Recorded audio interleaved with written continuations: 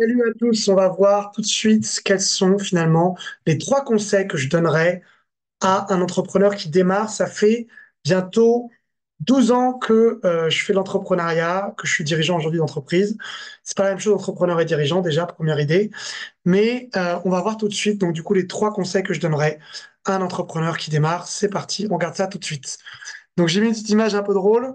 Vous me voyez en fait en train d'observer un entrepreneur qui avance dans le noir parce que c'est vrai que quand on débute l'entrepreneuriat, on entend plein de trucs partout et on peut très très vite se perdre. Donc je vais vous donner mon retour d'expérience. Moi, quand j'ai démarré l'entrepreneuriat, j'ai arrêté mon travail de chef de projet, directeur, euh, pour directement me mettre en tant qu'entrepreneur. Et j'ai galéré parce que j'étais vraiment nul en termes de commercial, de marketing.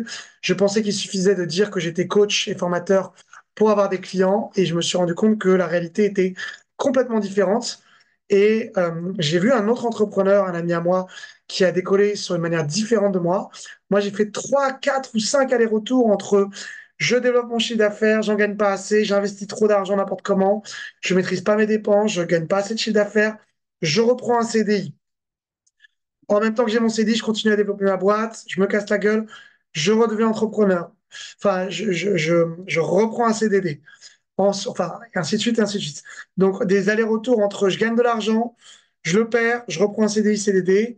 Ensuite, dès que je considère que ça va, je redémarre mon entreprise. Et en fait, ce que j'ai vu chez un ami à moi, qui me paraît beaucoup plus intelligent, c'était finalement de développer votre entreprise en bêta-test à côté du travail en CDI ou CDD que vous avez. Et tant que vous ne gagnez pas autant au minimum que votre travail de salarié, eh bien, vous ne lâchez pas votre travail de salarié. Parce que l'insécurité financière, c'est un des gros, gros problèmes des entrepreneurs qui démarrent. Donc, il faut tester votre produit. Et il y en a plein qui disent, oui, j'ai une super idée, on va me la voler si je la dis. Non, non, arrêtez avec ça. Commencez, mettez tout sur la table, dévoilez vos idées, il n'y a pas de souci. De toute façon, votre but, c'est de trouver des clients.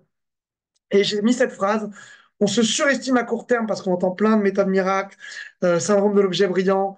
Oui, il y a des gens qui ont réussi sur Instagram, sur Facebook, sur LinkedIn, il faut faire un tunnel de vente, etc., etc. Mais la bonne nouvelle, c'est qu'on se sous-estime à long terme. C'est-à-dire que si vous faites les choses étape par étape, bah, vous allez y arriver. Deuxième point que je donnerais à un débutant, un nouveau entrepreneur comme conseil, c'est le deuxième point, c'est comprendre que sans la partie marketing et commercial, il n'y a pas d'entreprise. Puisque le nerf de la guerre d'une entreprise, c'est le chiffre d'affaires.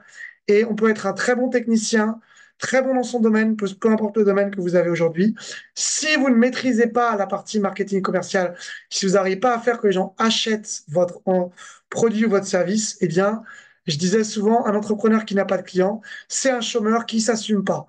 Alors, je sais que c'est un peu provocateur de dire ça, mais c'est exactement le cas. C'est-à-dire que ce qui fait qu'on est entrepreneur, c'est avant tout qu'on assure la pérennité de notre entreprise en générant du chiffre d'affaires. Et vous êtes, quand vous êtes entrepreneur, multicasquette, c'est-à-dire que vous avez pas juste le rôle de livrer le produit ou le service que vous faites, mais vous avez aussi d'autres rôles, d'autres casquettes, notamment la casquette du marketeur, du commercial, du comptable, et jusqu'à ce que vous ayez un bon chiffre d'affaires et que vous sachiez déléguer tout ça, c'est à vous de le faire. Donc, vous devez apprendre ces compétences-là. Moi, il m'a fallu 5 ou 6 ans pour les apprendre tout seul.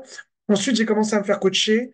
Et en 6 mois de coaching avec un coach business, j'ai obtenu à peu près le triple ou le quadruple du chiffre d'affaires que j'avais obtenu en 5 ou 6 ans tout seul. Donc moi, je vous inviterai à pas faire la même erreur que moi et à vous faire plus vite accompagner sur ces parties-là parce que c'est vraiment beaucoup, beaucoup de temps gagné. Troisième conseil que je vous donne, c'est la méthode T. C'est T comme il manque le H, c'est comme le T. C'est en fait d'avoir une croissance maîtrisée parce que vous allez voir que vous allez vous épuiser à faire beaucoup d'actions parce que vous pensez que c'est bien et en fait vous en procrastinez d'autres qui sont très importantes, notamment par exemple la prospection commerciale. C'est une action qu'on a tendance à procrastiner. La peur de se montrer sur les réseaux sociaux, de vous créer un site internet, tout ça. La surqualité de votre site pour vouloir qu'il soit parfait, etc. La volonté que tout soit parfait, c'est vraiment une erreur que je vois souvent. Et donc, réfléchissez en termes de temps, énergie, argent. Je vois souvent des entrepreneurs qui essaient d'avoir un super site, une super vidéo, etc., qui dépensent beaucoup d'argent pour avoir tout de suite affaire à des prestataires qui vont déléguer la partie commerciale marketing. Commencez petit, ça revient sur le premier conseil. Faites les choses, n'ayez pas peur de vous montrer, dépassez vos blocages et votre peur de vous montrer. Et en fait, petit à petit, une fois que vous avez quelque chose qui fonctionne, c'est-à-dire qui a bien marché, vous devez tout de suite réfléchir en termes de comment je peux simplifier ce que j'ai fait qui a marché. Je vous donne un exemple. Si vous avez réussi à avoir votre premier client à travers des articles bien référencés en SEO, gardez cette méthode et optimisez-la. Si vous avez réussi à faire un webinaire qui vous a ramené au premier client, gardez cette méthode et optimisez-la. Peu importe la manière dont vous avez réussi, vous devez faire du rétro-feedback, c'est-à-dire de l'amélioration continue. Et dès que quelque chose marche, réfléchir à comment le déléguer et l'automatiser. Et quand je dis qu'il marche, c'est pas faire des actions qui vous font plaisir à vous. Quand je dis qu'il marche, c'est qu'il marche en termes de vente, en termes de commercial, en termes de chiffre d'affaires.